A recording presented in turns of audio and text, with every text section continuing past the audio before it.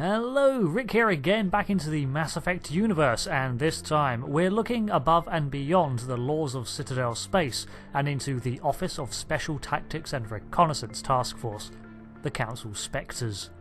The Citadel Council is the ruling body of the Council space and spanning from the Attican Traverse to the edge of the system's Alliance territories, and maintaining law in such an expansive area can be taxing, let alone the areas of the galaxy beyond the Council borders, where their authority ends.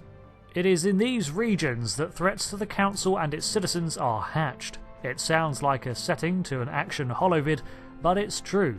Pirates, alien threats and unaffiliated governments and species all stand as credible dangers to galactic stability and peace, as well as the forces within Citadel jurisdiction who move in the shadows, shielded by law or ignorance. Investigative forces such as CSEC, who we looked at last part, can only operate so far before reaching the limit of their own red tape tethers, and local authorities often have a fraction of the complete picture. What was needed was a force that could bring the authority of the Citadel Council to bear to crush any hindrance to an investigation. They needed a body of highly trained, autonomous individuals who could pass into the unknown and unearth dangers before they were even realised, and halt them in their tracks. The Spectres were founded in 693 CE, just before the eruption of the Krogan rebellions, and around 393 years after the extinction of the Rachni threat. At this time, the Council consisted of the Solarian Union and the Asari working in tandem to maintain order over the emerging intergalactic community. The embassy races at this time included the Volus, the Elcor, the Hanar, the Batarians and Quarians, as well as the newly added Krogan. The first Spectre was Bilo Gurgi, a Solarian operative of military background, likely the Solarian Special Task Group from his uniform. He had been arrested for using civilians as bait to end a great threat to the Council, and instead of being incarcerated, he was briefed on the new initiative to create the Spectres. They would be selected from the best operatives in the STG and the Asari Huntresses, the two special forces branches of Council races. Their training was focused not just on martial prowess, but on the ability to lead, negotiate, make decisions, but above all, get results, as seen by its founder, Bilo's immoral actions. The Spectres were to take action of their own volition and report only to the Citadel Council directly. No chain of command, no go-between. The Spectres were above the laws of the Council. They had a license to operate wherever they pleased, access whatever information they needed, and override whatever local laws they came across. This level of autonomy was seen as necessary, as many were expected to seek out threats to the Council and respond to them as quickly as possible with nothing standing in their way. Originally, as the name implies, the Spectres were expected to operate in secret, individually or in small teams, and did so for the majority of the Krogan rebellions. It is unknown how many Spectre operatives there are in operation at any one time. Only the Council knows for sure, and their operational reports are for Council-authorised eyes only. The Council can deploy Spectres into situations that it feels need oversight and can issue specific objectives for the agents to fulfill. However, the way it was handled was down to the individual. Likewise, the Citadel Council often assigned specific missions for its operatives to complete. Eventually, towards the end of the rebellions around 900 CE, the Spectres were made public knowledge and news circulated of the above-the-law organisation and their feats.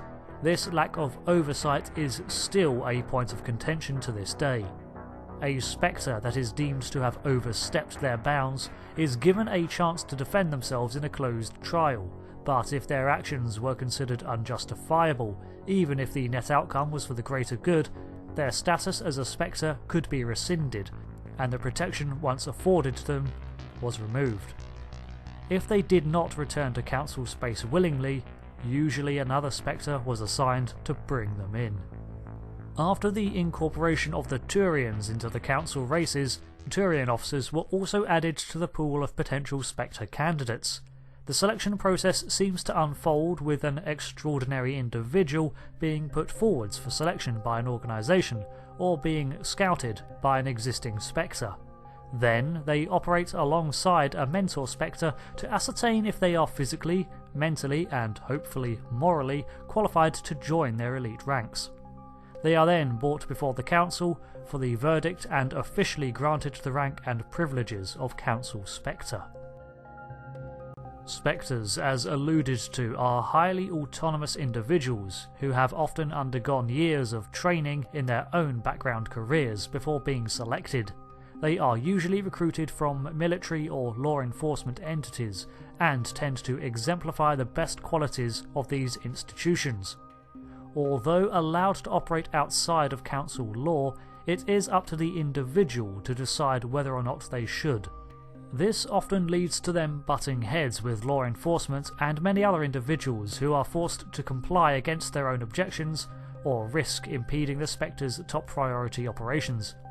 Occasionally, the Council, in the interests of self-preservation, will turn a blind eye to operation reports, so that they may claim deniability to especially heinously morally grey actions, giving more credence to those who say the Spectres are a bad idea. It should be noted though that when an individual is elevated to Spectre, they are still beholden to the laws of their affiliated organisations. For example, Commander Shepard, the first human Spectre, was still a commander in the Human Systems Alliance, and utilised the resources and funding of the organisation, though technically she or he could override the Systems Alliance authority by using the Spectre status.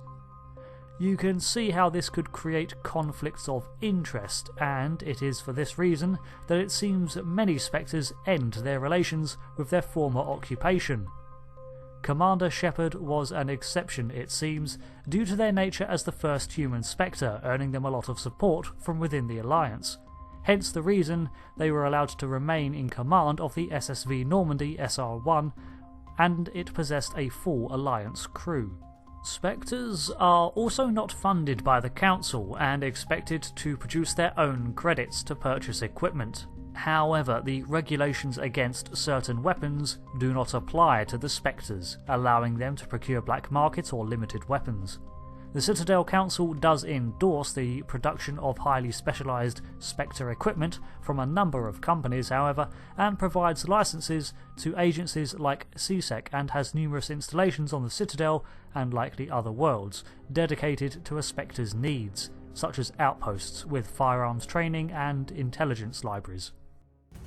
Due to the nature of Spectres being recruited from the best of the best, a common trait they seem to share is that they stand out and often make great leaders or otherwise influential people. For this reason, Spectres are expected to have an understanding for diplomacy, politics and negotiations as more tools in their arsenal, showing a keen insight into investigative behaviour in order to locate threats and create their own networks of support through teams and informants is also another common trait.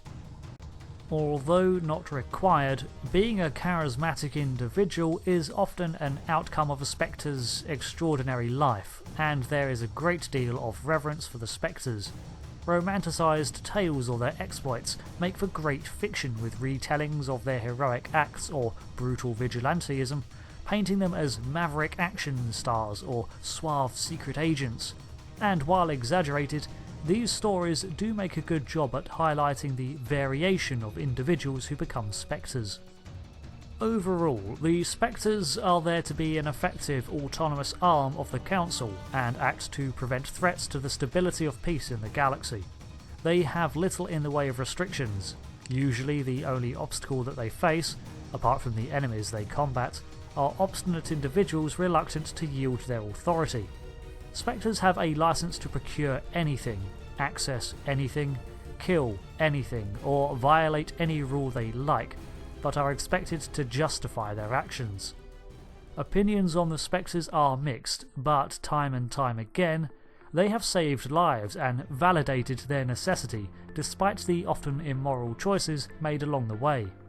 If a Spectre goes too far, the Council has full deniability and can effectively wash their hands of the agent. A cushy situation for them for certain.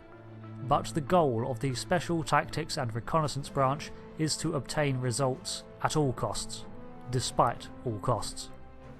It is down to the individual to make the decision on when to push their influence or hold back, ruthless or merciful, resentful or respectful. A Spectre at the end of the day is a person, an extraordinary person, but a person nonetheless, be they human, Turian or Solarian, and therefore fallible. Is that the kind of person we want protecting the galaxy? That's the only kind of person who can protect the galaxy. I'll make the call. Thanks for watching this part of our delve into the lore of the Mass Effect universe. What topic should I cover next? An organisation? An event? Leave your suggestions below, but I was thinking we could look at some of the companies that make up the commerce of the Mass Effect galaxy. I've been Rick, and until next time, thanks again for watching. Goodbye.